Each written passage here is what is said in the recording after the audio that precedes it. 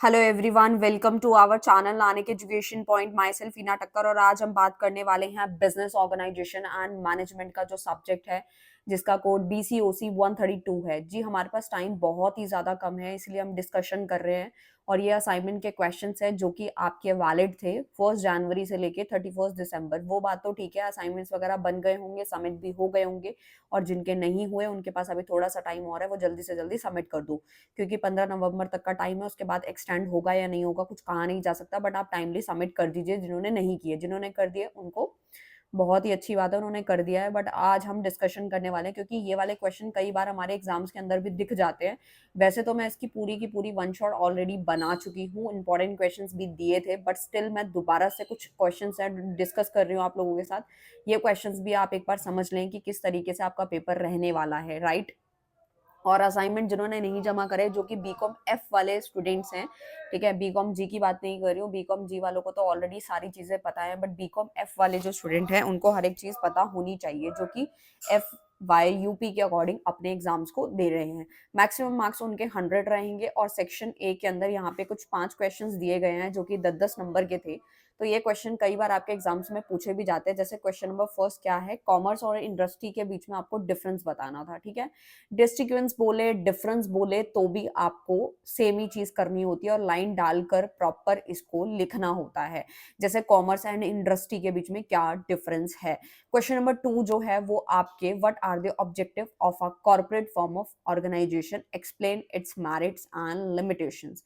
बहुत सारे बच्चे हैं जिनको कंफ्यूजन हो जाती है जब वो बिजनेस स्टडीज पढ़ते थे क्लास 11th में। जिन्होंने बिजनेस स्टडीज नहीं पढ़ी और उनके पास बिजनेस ऑर्गेनाइजेशन एंड मैनेजमेंट का सब्जेक्ट आया है, तो उनको घबराने की बिल्कुल ज़रूरत नहीं है, क्योंकि पेपर इतना मुश्किल नहीं आता। जो इंपॉर्टेंट क्वेश्चंस मैं बताती हूँ, बस उन्हीं में से पेपर घूम फिर के आ जाता है।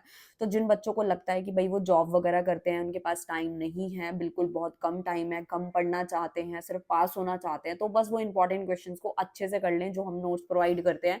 उसके बाद आपको उसके अलावा कुछ भी करने की ज़रूरत नहीं होती है। क्वेश्चन नंबर 2 में आपका कॉर्पोरेटिव फॉर्म ऑफ ऑर्गेनाइजेशन के उद्देश्य पूछे हैं, उसके बाद उसके मेरिट्स और लिमिटेशंस पूछे हैं, ठीक है। फायदे नुकसान तो पूछते ही हैं, अगर आपने फीचर्स पढ़ लिए तो उससे आप मेरिट डिमेरिट्स आराम से बना सकते हो।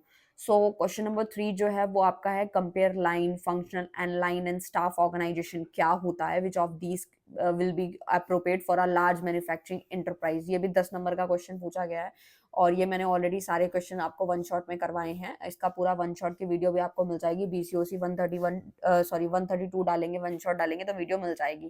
क्वेश्चन नंबर 4 जो है, डिफाइन लीडरशिप स्टाइल है। लीडरशिप के स्टाइल्स पूछे गए हैं, डिफरेंस पूछा गया है, autocratic, democratic and free rein leadership के स्टाइल्स पूछे हैं।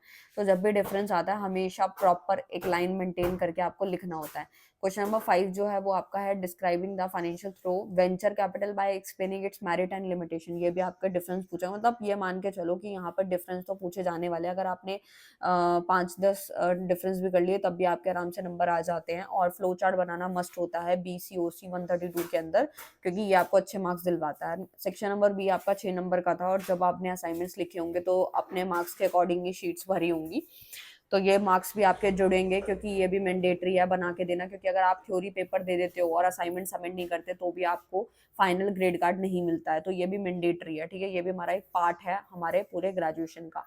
क्वेश्चन नंबर 6, 7, 8, 9, 10 तक भी हम लोगों को क्या पूछा गया है, how does technology help in reducing business cost. कि बिजनेस कॉस्ट के अंदर जैसे जो कॉस्ट आते हैं उसको रिड्यूस करने के लिए कौन कौन सी टेक्नोलॉजी मदद करती है। Describe main feature of MNCs के क्या फीचर्स हैं। कंपोनेंट्स पूछ लिए। 5 most suitable process of team building पूछ लिया।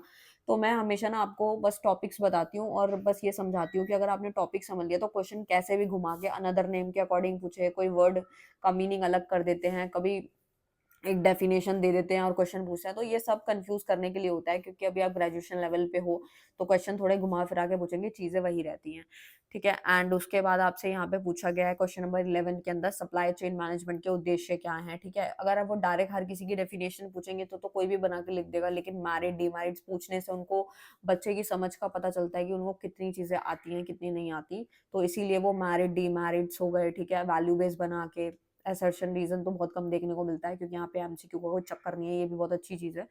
सो क्वेश्चन नंबर 12 के अंदर form of organisation public enterprise 5 number का था। फिर प्रिंसिपल ऑफ प्लानिंग, देखो प्लानिंग वाला टॉपिक कर लिया तो प्रिंसिपल ऑफ प्लानिंग तो फटाफट हो जाएगा। लीज फाइनेंसिंग क्या होती है, क्वेश्चन नंबर 14 था।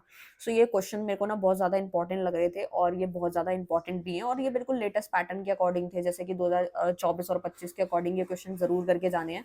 थोड़ा सा एक आप लोगों को हेल्प मिली होगी कि किस तरीके से क्वेश्चन आपके एग्जाम्स में दिख सकते हैं, ठीक है। और अच्छे अच्छे क्वेश्चंस के लिए आप जो है वीडियो को लाइक करें, मैं जल्दी से जल्दी वीडियो लेकर आऊंगी इसके ऊपर। सो मिलते हैं नेक्स्ट वीडियो में नेक्स्ट टॉपिक के साथ, तब तक के लिए bye bye, thank you so much.